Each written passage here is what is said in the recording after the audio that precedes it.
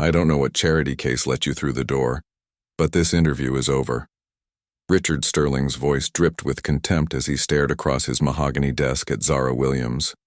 The room smelled faintly of leather and burnt coffee, an atmosphere of power that didn't welcome strangers. "Howard University," he said, flipping through her resume as if it were a used napkin. "Affirmative action special, I'm guessing."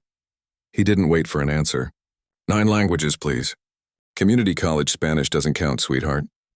Zara's knuckles whitened around her portfolio. She was 26, summa cum laude, fluent in languages this man couldn't even pronounce, and yet she sat there, being dismissed like a mistake on an email chain. "Sir, if you just look at my qualifications, I've seen enough." Sterling's hand moved with deliberate precision as he tossed her resume into the trash. The sound of paper hitting metal was louder than it should have been. "Marcus, escort this girl out. And next time, screen these people better." The word people hung in the air like poison. Zara rose slowly, the air heavy with humiliation. She'd prepared for months, researching Sterling Global, memorizing its subsidiaries, tailoring her portfolio. None of it mattered. But exactly 97 minutes later, the same man would beg her to save his billion-dollar empire. Have you ever watched someone's prejudice become their downfall? The elevator doors had barely closed behind Zara when Sterling's world began to collapse. Amanda, his assistant, burst through the office door, face pale. "Mr. Sterling, we have a problem. A massive problem." He didn't look up from his phone. "What now?" "The Yamamoto Consortium just called. They're threatening to pull out of the acquisition unless we resolve the communication issues. The entire deal is falling apart. $1.2 billion on the line." Sterling froze. That deal was meant to secure his legacy, to prove he was more than his grandfather's shadow. "Get the interpreter team on a conference call," he snapped. "We'll fix this." Amanda's hands trembled. "Sir, the interpretation service just canceled. Food poisoning from the company lunch. All 12 interpreters are in the hospital." Sterling's coffee mug slipped, shattering on the marble floor. "What do you mean, canceled?" "The negotiations in 2 hours. I've called every service in Manhattan. No native speakers available for Japanese, German, Russian, Arabic, Portuguese, Mandarin, or Italian. Not on 2 hours' notice." Sterling's pulse pounded in his temples. 7 languages, 7 countries, 7 ways his empire could fall. Then his eyes drifted toward the trash can. Inside lay a resume, crumpled, coffee-stained, with the words fluent in 9 languages. "The girl," he whispered. "Where did she go?" "Security escorted her out," Amanda said quietly. Sterling's stomach dropped. "Find her. Now." Downstairs, Zara stood in the polished lobby, her reflection scattered across mirrored walls.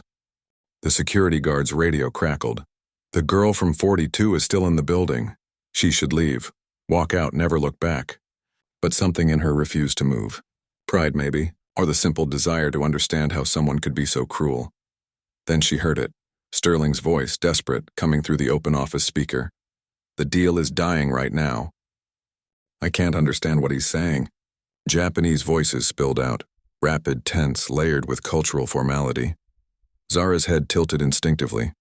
She'd spent 2 years in Kyoto with a host family who spoke no English. Her feet moved before her mind could stop them. "Excuse me," she said from the doorway. Sterling turned, confusion flashing to recognition, then desperate hope. "You're still here? Mr. Yamamoto says the cultural integration clause violates traditional protocols," she translated calmly. "He's afraid of losing face with his board." The room went silent. "You understood all that?" Zara nodded. "He also says your previous negotiations showed disrespect. He's questioning whether Americans can truly understand partnership." Sterling blinked. The phone rang again, angry German voices this time. "The Germans say your compliance framework breaks EU banking law," Zara said. Sterling slumped into his chair. Amanda stared like she was watching magic. One by one, calls poured in. Portuguese from Brazil, Arabic from Morocco, Russian from Moscow, Mandarin from Beijing. Zara moved between languages effortlessly, her tone shifting with each culture's rhythm. When the chaos subsided, Sterling whispered, "Who are you?" "I'm Zara Williams," she said quietly. "Summa cum laude from Howard University, fluent in 9 languages, and apparently the only person in this building who can save your empire." Sterling's corner office became a war room. Phones blared. Amanda fielded panicked calls.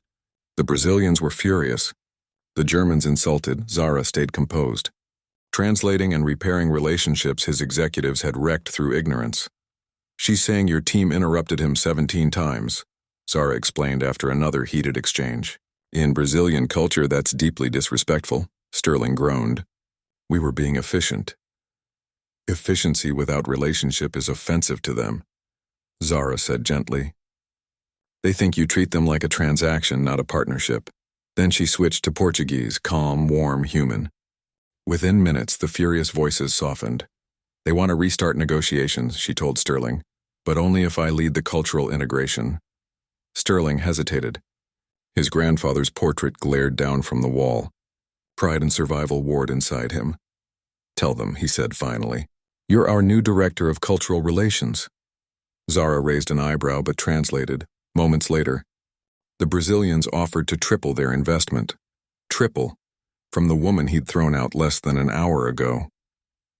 When the call ended, the office was silent except for Sterling's shallow breathing. "That was extraordinary," he said. Zara didn't answer. She simply handed him a stack of documents. Recommendations from professors across 7 countries. Published research. Consulting contracts. "Here are my improper credentials," she said quietly. Sterling stared at them, evidence of everything he'd ignored. "I saved your deal," she continued. "But this company's problems go deeper than language. You don't understand the people you do business with." The intercom buzzed. "Tokyo calling back, they sound upset." Zara looked at him evenly. "Then let's start fixing that." And with that, she stepped into the conference room and began rebuilding an empire one conversation at a time. By the end of the day, the impossible had happened. The Japanese respected Sterling Global again. The Germans re-entered negotiations. The Brazilians offered partnership. The Chinese proposed collaboration. And in the center of it all stood Zara Williams, calm, professional, real. When Sterling finally dismissed the meeting, he didn't go to his desk. He went to the trash can, pulled out her crumpled resume, and smoothed it flat. He looked up at her. "Miss Williams, I owe you an apology and a job. Director of International Cultural Strategy. Salary $180. Report directly to me." Zara studied him, then nodded. "If I accept, we rebuild this company the right way." For the first time, Sterling smiled without arrogance. "Agreed." Outside, the city glowed beneath the glass tower. Inside, 2 people, one humbled, one vindicated, had just changed the future of an empire. Chapter 2. The Transformation. 6 weeks later, Sterling Global's headquarters looked different. Posters in 7 languages lined the walls. The cafeteria served dishes from every partner country, and Zara Williams, the woman whose resume once sat in a trash can, now had a corner office overlooking 5th Avenue. Her first major initiative, the Cultural Integration Framework, was already reshaping global business. At a shareholders' meeting in the Plaza Hotel, Sterling took the stage. Gone was the self-assured arrogance. What remained was humility. 35 days ago, he began, I made the most expensive mistake of my life. I dismissed someone without reading her resume. Today, she leads the most successful initiative in this company's history. When Zara walked on stage, the applause was hesitant at first, then thunderous. She spoke without theatrics, only conviction. Talent doesn't have a pedigree, she said. Excellence doesn't come with a particular accent or zip code. The most expensive mistake in business isn't a bad investment. It's overlooking the genius standing right in front of you. She introduced Carmen, the cleaning supervisor now leading environmental compliance. Miguel, the former security guard now managing Latin American partnerships. And Fatu, the cafeteria server now driving African expansion strategy. Each story was proof that overlooked talent wasn't rare. It was everywhere. By the time she finished, the entire room was on its feet. Sterling handed her the company's highest honor, the Sterling Excellence Award. Cameras flashed. Business journals would call her the woman who changed global capitalism. 6 months later, Zara stood at the United Nations addressing leaders from 193 countries. The most wasteful form of inequality, she said, is the systematic overlooking of human potential. Talent is evenly distributed. Opportunity is not. Her words spread worldwide. Universities adopted her model. Multinational corporations reevaluated hiring systems. In Sterling's office, her old resume hung framed on the wall beside a small glass case holding a paper flower, a gift from Carmen. Folded from a coffee shop napkin, it reminded him that beauty doesn't disappear when it's thrown away. It waits for someone to notice.